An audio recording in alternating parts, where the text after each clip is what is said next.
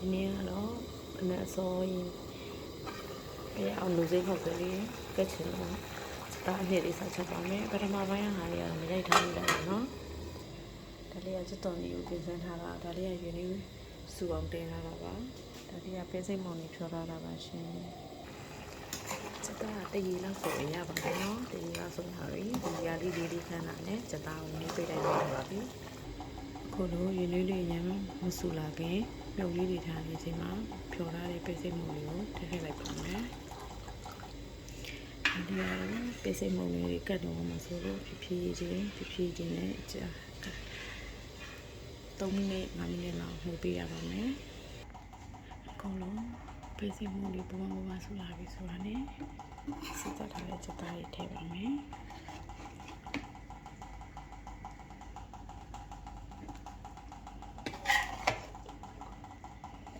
နော်ခွရှင်မှာဖြစ်တဲ့အတွက်ကိုယ်တွေမှာတော့ကိုချမ်းသာပါမယ်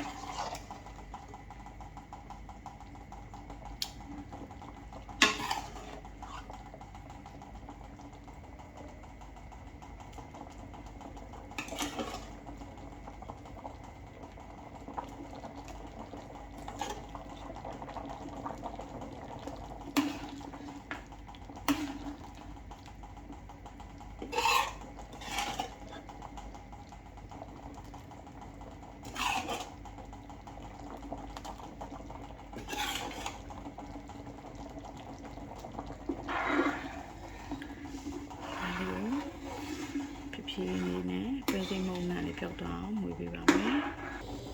ခုလိုအုံလို့အိုလေးပုံမှန်ဆူလာပြီဆိုရင်တန်လေးတော့လောက်ထည့်ပါမယ်ခုလိုပုံမှန်ပေါ်လာပြီဆိုရင်ချက်သားမောမပြိုင်လေးနဲ့ငယ်ထည့်ပါမယ်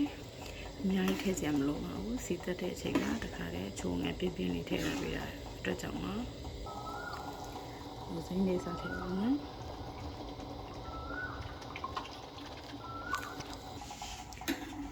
ဆိုရင်တော့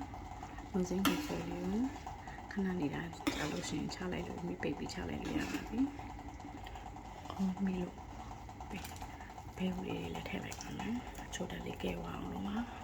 ။ခုဆိုရင်လူကြီးကမြေမြေသုံးဆောင်လို့ရတယ်။လူစိမ်းကိုဆိုလေးရပါပြီရှင်။အားလုံးပဲကျေးဇူးတင်ပါတယ်ရှင်။